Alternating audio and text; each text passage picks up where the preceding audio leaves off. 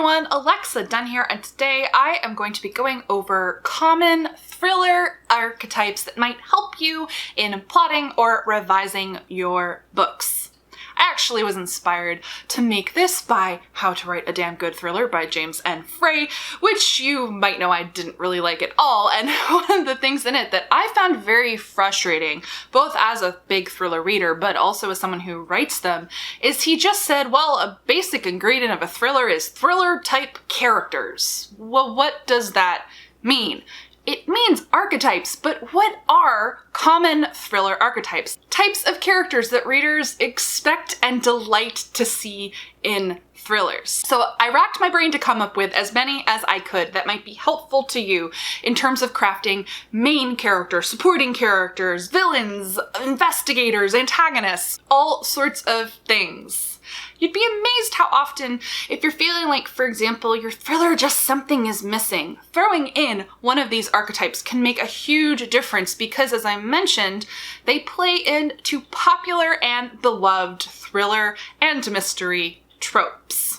I'm going to go through these in no particular order. Some of these are very specific to main characters, though some of the ones you can use for a main character you can also use for a side character. Some are antagonist specific, but my first few are definitely main character specific. So the first just very basic thriller archetype is the anxious hero or heroine. Some authors lean way more into this than others, and it really depends on your personal style as an author, and I find most of the time people with anxiety will write characters with anxiety, but a character with anxiety can add so much texture to a thriller story because they're going to be second-guessing everything for better or for worse, and it adds that kind of level of suspense to the story. Essentially, this anxious hero or heroine is your layman character. They're not a police detective or a journalist or what have you. Those are some of the archetypes I'm going to talk about. They are a normal person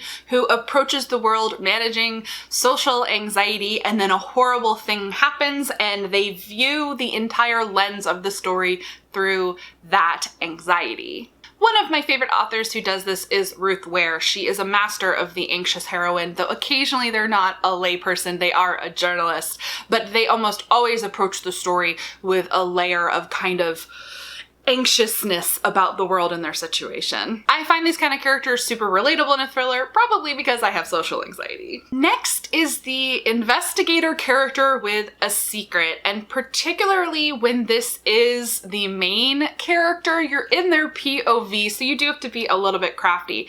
But it's the idea you're going through the narrative and there's some kind of secret, usually it's in the deep past, and the character, they're keeping it from their self in a way. They don't want to think about it. They've pushed it really, really far down, and thus it becomes another suspense thread for the reader. This one is a big given in small town secrets books. Inevitably, your main character doesn't want to go home for reasons, and part of the fun is that you don't find it out until later. Sometimes they do have repressed memories as well. There are different kind of ways to play this, but the idea is that the main character has some really, really deep secret that they keep from everyone, including the reader. Gillian Flynn does this a lot to great effect, especially in Sharp Objects. Actually, speaking of sharp objects, the next one also fits. Another very common archetype in modern thrillers is the PTSD investigator. This is when your main character is suffering from post-traumatic stress disorder. Whether they know it or not, they might be diagnosed or not.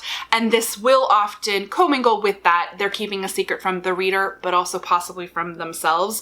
It's a character who suffered a great trauma in the past, and kind of their mental state impacts how they approach the story, the investigation. It's kind of a deep pathos that character sits in that definitely kind of influences how they move through the story. And I must interject to say, with some of these archetypes, when they do involve aspects of trauma or mental health, that you should be very, very sensitive to kind of how you use them in the story. It should be a very kind of big choice that you make, not one that you make lightly. But many writers who have themselves experienced trauma, or I mentioned with anxiety, do like to channel some of those things into their characters and thrillers, and it can definitely make for a very layered and textured reading experience when it is done well. The next very common archetype in thrillers is the aggressive or pushy, suspicious, bad cop. These are going to be in books where your main character is more of a layman and you have that cop figure circling. Can also work in multi-POV. They are a bog standard conflict character, antagonist character. They make things difficult for your main character. Generally, having some kind of law enforcement is just a very standard accepted trope in thrillers. You can have the bad cop, or you can also do good cop.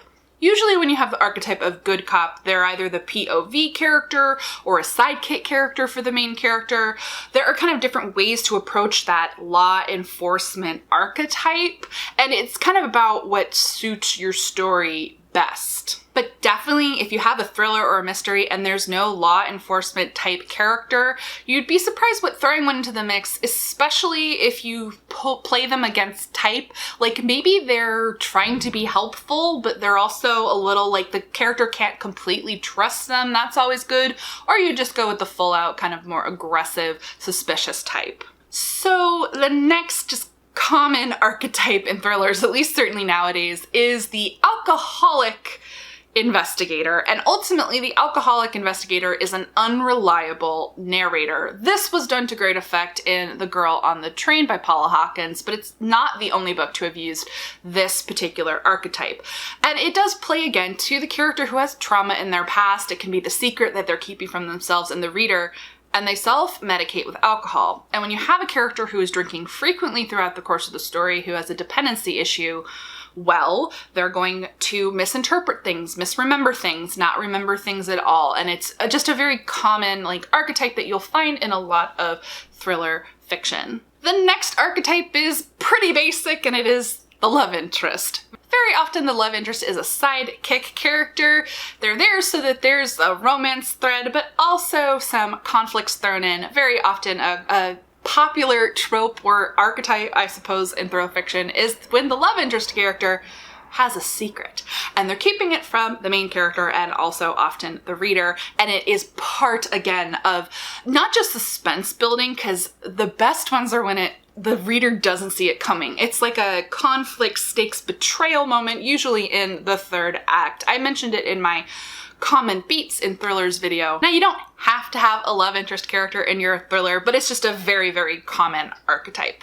The next very common archetype in a lot of thrillers is what I call the naughty teacher slash professor. It's a really common one, especially if they're set at a boarding school or in college or any of that kind of thing.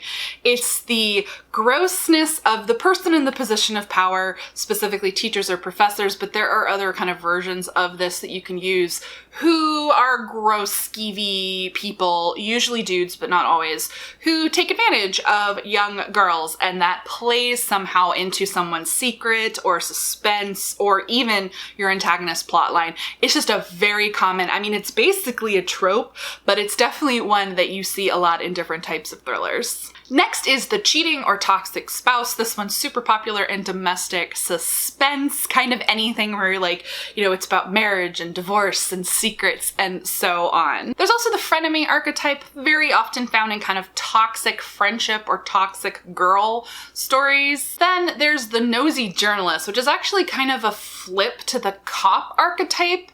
I actually think it's great to have both. But again, if you're in a situation where you feel a little bit stuck with what you're doing, throwing in a nosy journalist, throwing in the component of the media can do wonders for a story. They can be helpful or hurtful to the main character and the general investigation.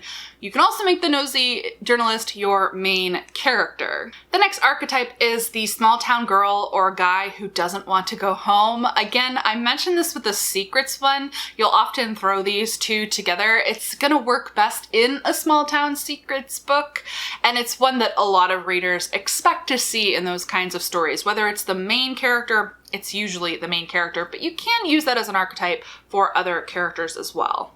love interest, and so on. The next one I really love in certain types of domestic suspense, and it is the naive new wife, which I call the Rebecca archetype. You know, she meets this fabulous man and she marries him, and wait, what happened to his last wife? I guess this could also be a Jane Eyre archetype, but it's a really good one in Gothic fiction, domestic suspense, and so on. And the flip of that is the Mrs. Danvers archetype. It's the creepy maid, the creepy housekeeper, the creepy person in the domestic life or household of the new partner character. It could be their kid. I've seen it used that way as well, like the reluctant stepchild who is just kind of lurking, deeply antagonistic, but also kind of vague at the same time. And ultimately, this is a Gothic fiction trope and archetype. They're harboring secrets and protecting people. The next archetype, which kind of is also a Gothic fiction thing, but you can use it in lots of places since I mentioned kids, it's the preternaturally precocious child. It's the child who is very unsettling for the adult character because they're maybe a little bit Mrs. Danvery. They're in the background and you know that they're watching, observing, thinking. Maybe they're a little antagonistic. They're a little too smart for their own good. That's a good archetype, particularly in domestic suspense or Gothic fiction. The next archetype is one of my favorites in thrillers. This might just be a trope, and that is the rich asshole. This can be a girl or a guy. Maybe it's the frat bro whose dad owns a jet. Maybe it's the princess who has a trust fund. Whatever it is an archetype that can always add a nice level of kind of lifestyles of the rich and fabulous and class conflict, or also just like some good fun and games to a book. It's almost its own kind of tropey subgenre in thriller, but it's an archetype that I definitely enjoy. The next archetype is the messy or the distant parent. This is often used to texturize some of these other archetype options that I did mention, kind of giving like pathos and background to a character, whether that messy/distant parent is on the page or not. When they're on the page, it's definitely a very particular kind of textural archetype, but even if they're off the page, you can have that archetype for deep background for a character. The next archetype is who I call the bad person with a heart of gold. They're usually a support character for the main character, though sometimes they are the main character. They're down on their luck. They create kind of heartstring tugging conflict in the story. It's a tragic figure in the story. This is why often they're not the main character, because often these archetypal characters can be victims. They can be unwitting antagonists. They can end up being the bad guy, but the kind of bad guy you feel bad for. But it's definitely an archetype that I've seen used before. The next archetype is a good antagonist one, and it is the antagonist who has a vendetta against the main character, whether the main character knows it or not.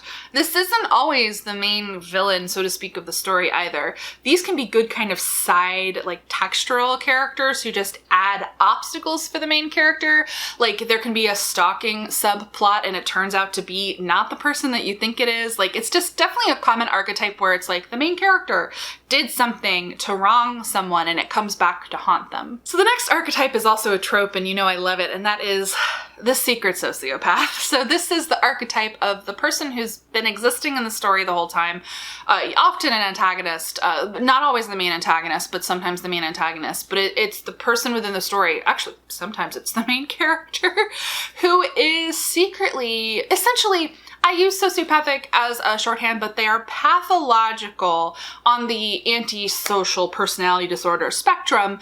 And because of the facets of that disorder, it can cause a lot of kind of chaos in a story. And when it kind of builds up subtly where things feel like off or something feels wrong and you're not sure why, then you get the archetype of, this person. The next archetype, it's almost like a subtype. Well, you can have a love interest and this archetype, but you can also have the love interest be this archetype, and that is the ex who complicates things. This will happen again in kind of small town secrets books, but it can happen in a lot of them. The person who has their life together, but then everything starts to crumble because their ex is here and they have complicated feelings about their ex, or their ex is just causing problems for them. But definitely an archetype who can be thrown into a story for extra conflict. And last but certainly not least, and just the place where I ran out of ideas. I'm sure there are more archetypes that I didn't even think of, but the last one is the sibling seeking justice, the sibling or family member. Sometimes this is going to be your main character and that's actually the motivation, but very often this is a side character. It's a sidekick who comes in. It could even be an antagonist character, but it's definitely a common trope to have kind of that justice seeking family member or loved one type character in a thriller. So as I mentioned, this is not an exhaustive list. I just was like, what can I come up with? So I'm sure I've missed some great archetypes that you can find in thrillers that thriller readers love. So let me know down below in the comments, what are some of your favorite thriller archetypes that you like to read, that you like to write, and give this video a thumbs up if you like it. I will make more thriller writing content. If you're not subscribed to the channel, go ahead and do that. I post new videos 2 to 3 times a week. As always, guys, thank you so much for watching, and happy writing.